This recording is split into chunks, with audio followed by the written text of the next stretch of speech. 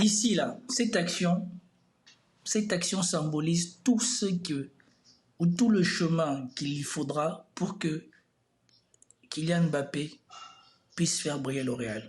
C'est tout. Tout ce que vous pouvez reprocher à Mbappé sont dans cette action. Parce que croyez-moi que Ancelotti, de là où il est, il voit la différence entre Mbappé et les attaquants que lui il a eu.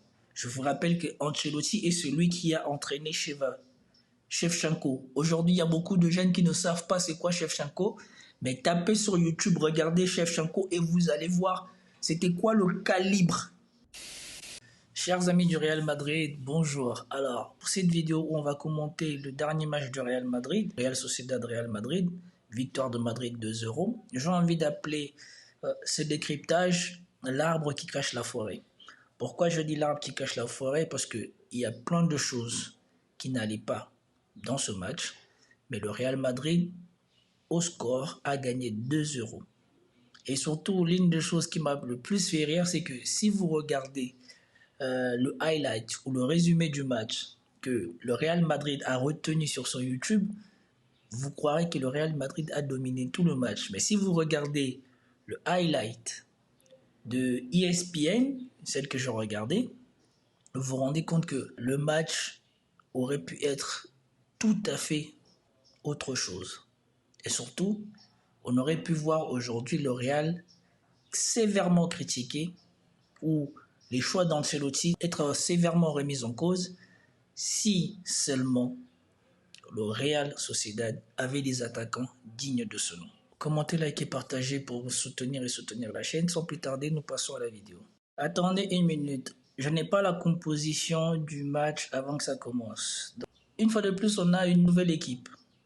Pas de Tchouaméni. Et apparemment, Modric titulaire. Güler titulaire. Diaz titulaire. Et Vinicius titulaire. Mbappé seul en pointe. Intéressant, intéressant. Donc, Rodrigo a fait les frais de cette nouvelle tactique. Ok. Apparemment, Diaz, il se serait blessé. Je ne sais pas si c'est tout à fait ça. Parce que je n'ai pas lu qu'est-ce qui arrive à Diaz.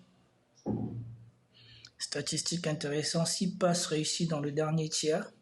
Ok. Donc, nous avons la composition du Real. Je dois dire que cette nouvelle composition m'intéresse parce que Modric est plus bas. Et donc, ça fait un trequartista avec un milieu offensif un peu plus haut. Bien évidemment, au niveau défensif, c'est un peu faible parce que vaut mieux que ce soit Tchouaméni qui soit associé à Modric ou alors Camavinga qui soit associé à Modric que Valverde. Non pas que Valverde ne peut pas défendre, mais ce n'est pas son point fort. Donc, Valverde n'est pas un défensif. Moi, je le vois plus comme un milieu central. Mais bon, après, je ne sais pas pourquoi Tchouaméni n'a pas joué. C'est intéressant. Mais bon, par rapport au résumé du match que j'ai vu, malgré cette animation, enfin, le Real a été en grande difficulté pendant la première mi-temps, comme on va le voir maintenant.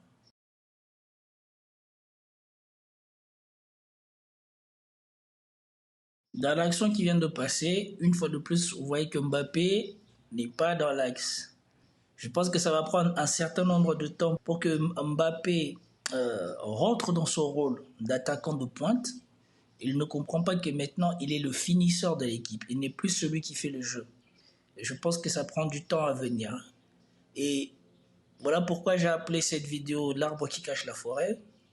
Les victoires du Real cachent les insuffisances d'Mbappé. Parce que moi, ma crainte est que dès qu'on titularise, ou si jamais on titularisait Endrick, que Endrick se montre bien plus efficient que Mbappé. Parce que Mbappé marque des buts, mais son impact dans le jeu est quasi nul. Tout le monde s'attendait à ce qu'il ait un impact de folie sur les offensives du Real Madrid. Bien au contraire, on est loin de là. Et donc moi, ce qui me fait peur, c'est que si jamais Endrick est titularisé, que Endrick ait un impact significatif sur l'attaque du Real et que cela mette Ancelotti en difficulté. Je pense qu'Ancelotti joue la montre et qu'il évite de titulariser Endrick pour mettre Mbappé en confiance parce que vraiment, j'ai du mal à voir comment, si Endrick il est titularisé et qu'il se montre bien plus efficient que Mbappé, on pourrait encore retitulariser Mbappé au vu des choses qu'il fait sur le terrain.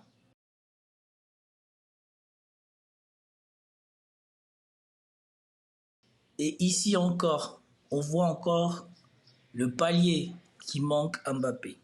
Karim Benzema, quand il a quitté Lyon, il était déjà en haut de meilleurs attaquants du championnat français. Il est arrivé au Real, il a réalisé qu'il y avait un palier à franchir. La concurrence avec Higuaín l'a mis sur le banc. C'est qu'Mbappé, il a de la chance pour l'instant. La concurrence ne semble pas le mettre sur le banc. Et après, il a progressé petit à petit, petit à petit. Il a atteint un nouveau palier. Benzema, CR7 et Bale. Après, Bale est parti, Cristiano est parti. Il a encore franchi un nouveau palier et là, il a atteint le niveau classe mondiale qu'on a connu. Le problème avec Mbappé, c'est que tout le monde le prévoyait déjà et tout le monde le disait joueur de classe mondiale. Mais, au vu des prestations qu'il nous livre depuis un moment, j'ai l'impression que même sa ligne de progression n'est pas sur une progression lente. On a l'impression que, ou on a le sentiment qu'il est dans une régression. Donc, espérons que c'est une phase régressive qui va remonter.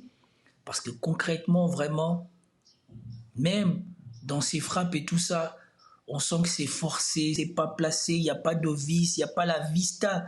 Vous voyez cette vista qu'on avait avec un Ronaldo, avec un Cristiano, avec un Benzema, surtout Benzema des dernières années. Vous avez vu Benzema, la vista des dernières années. Les ballons, on aurait dit que jamais il les frappait fort. On aurait dit qu'à chaque fois, il faisait vraiment exprès de mettre le goal dans le maximum de difficultés.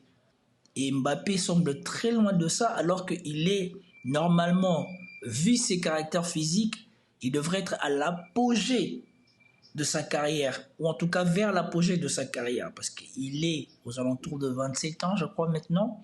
Et donc là, ça devait être le moment où tout devait commencer vraiment à cliquer. Et j'espère que ça va arriver, parce que franchement, ça ferait de la peine que le Real Madrid soit le palier infranchissable pour Mbappé.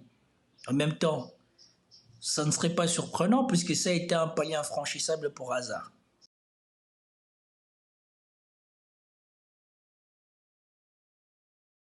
Cette première frappe, je ne la compte pas vraiment comme une occasion franche.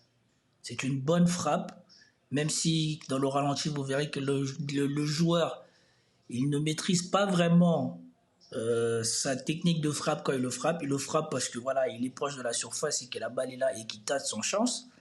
Mais cette occasion montre que voilà, ça a quand même été chaud pour le Real. Mais ce n'est pas aussi franche que ce qui va venir. Vous voyez sa jambe au moment de la frappe.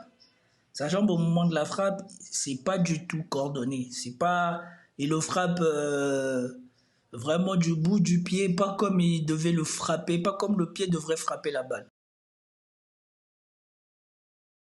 À ce stade-ci du match, on croirait que le Real domine ce match. Parce que l'occasion de la Real Sociedad a été belle, mais l'occasion du Real est beaucoup plus franche que celle de Real Sociedad. Par contre, ici, j'aime bien la manière dont le défenseur du Real a défendu. Il n'a pas touché l'attaquant et il a laissé l'attaquant faire. Après, la chance pour lui, c'est que ça ne va pas être concluant pour l'attaquant, mais c'est pour cela que je vous dis, si le Real Sociedad avait des attaquants, ne serait-ce que de la moitié du niveau de ceux du Real, ce match aurait eu une toute autre fin. Ou alors, la manière dont on aurait perçu le Real après ce match aurait été tout autre. Et une fois de plus, moi, c'est pas que Mbappé, ce qu'il fait, c'est pas bien. Sauf que ce qu'il fait, c'est pas efficient pour ce qu'on attend de lui.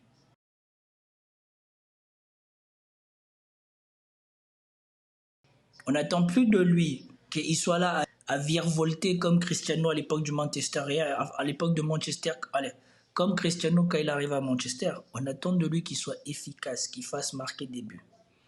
Et vous avez vu une fois de plus encore, il n'a pas cherché à placer la balle, il a mis une grosse frappe qui n'est pas rentrée. Et quand tu es au PSG où tu sais que tu vas avoir 10 occasions comme ça, c'est pas grave.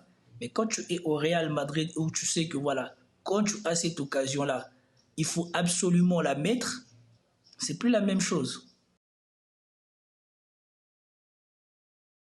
Ça par contre, vraiment, c'est la fatalité du football. Il y a des joueurs comme ça qui ont un sens inné du but, qui quand ils touchent la balle, tu vois la balle va dans les filets, et il y a des joueurs comme ça, même quand ils s'appliquent, ça ne rentre pas. Combien de fois on a vu des buts comme ça, là, des buts improbables, parce que ici même c'est probable, c'est plus probable qu'il la mette qu'il la rate.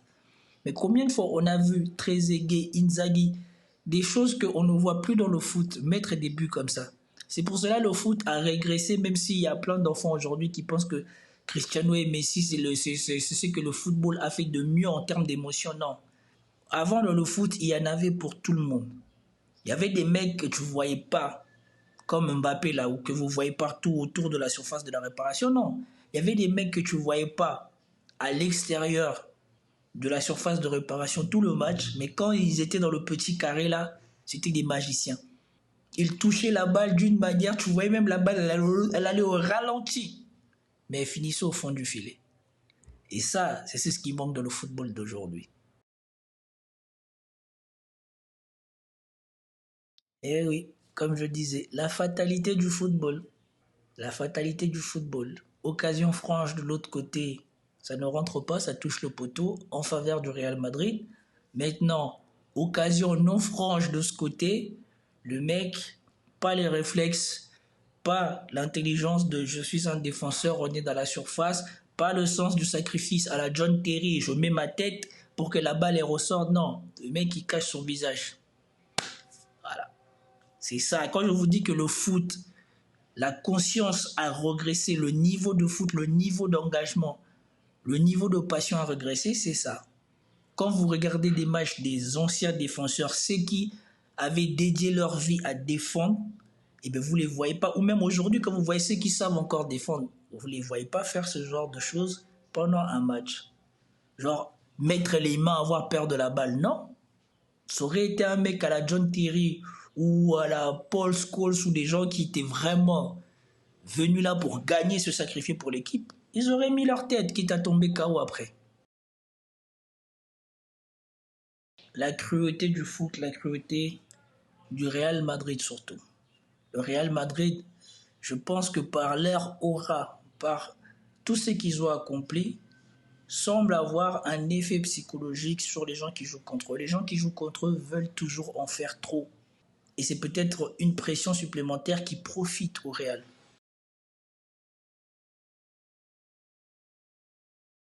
Ici, là, cette action symbolise tout ce que, ou tout le chemin qu'il faudra pour que Kylian Mbappé puisse faire briller le Real. C'est tout.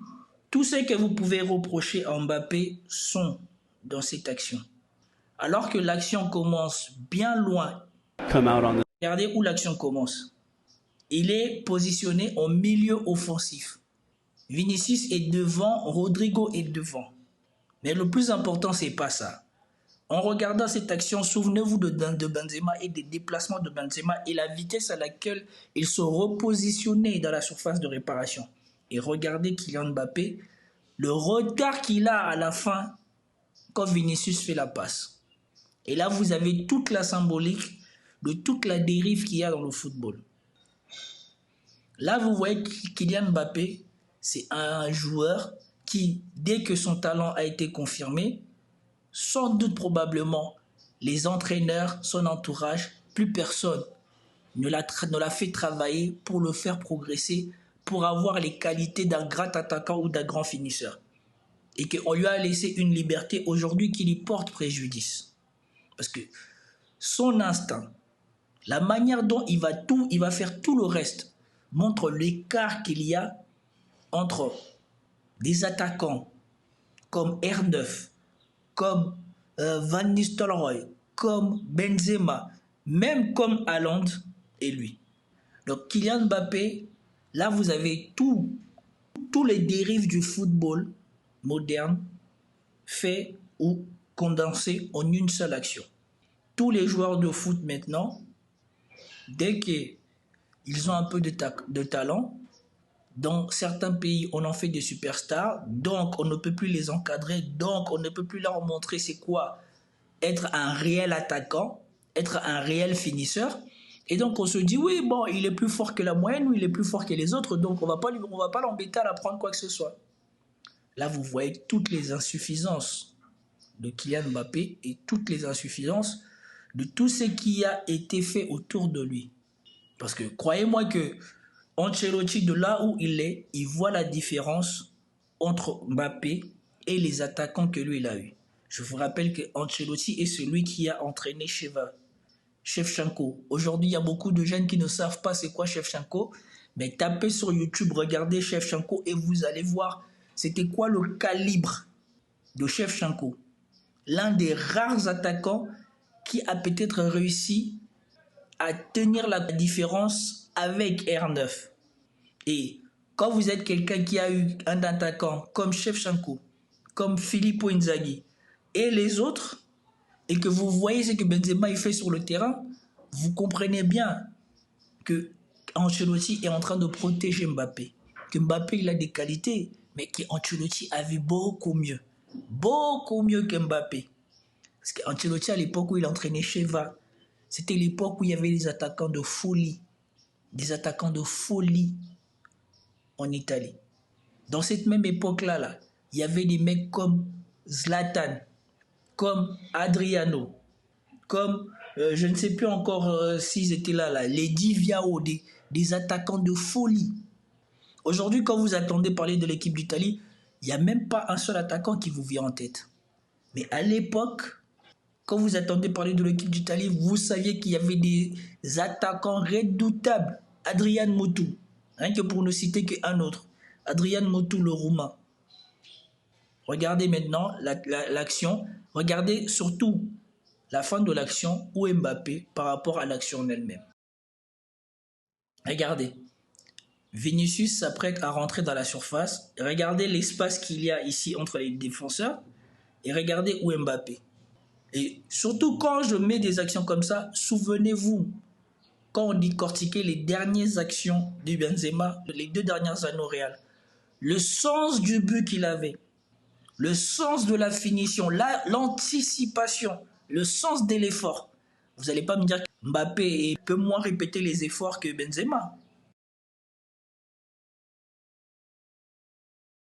Voilà. Il est en retard et pourtant l'espace est resté ouvert jusqu'à la fin.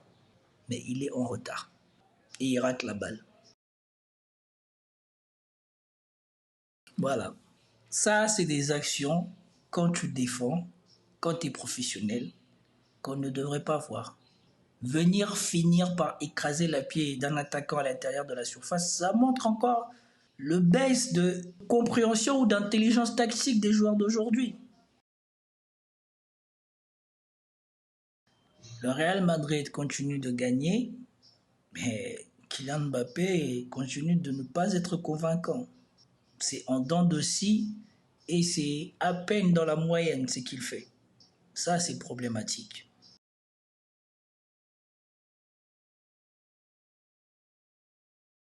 Donc, comme je disais, ce match-ci, c'était l'arbre qui cachait la forêt parce que comme il y a eu 3 poteaux de Real Sociedad, il y a eu une action franche de Real Madrid en première mi-temps, Kylian Mbappé produit le jeu que lui, il sait faire. Mais il n'arrive pas à produire le jeu que l'on attend de lui et le jeu qu'il doit produire pour son positionnement. Et comme je vous l'ai démontré dans la vidéo, Ancelotti prend des gants, peut-être parce qu'Ancelotti se dit avec la confiance, quand il va trouver des automatismes avec ses coéquipiers, ça ira mieux. Mais avant même d'aller à cette étape-là, Kylian Mbappé doit, ce qui commence à faire de mieux en mieux, résister au duel. Mais par contre, pour l'intelligence tactique et pour le flair, pour le but, je commence à désespérer. Et j'espère vraiment que cette année, ou à la fin de cette année, il aura massivement progressé sur ce point-là.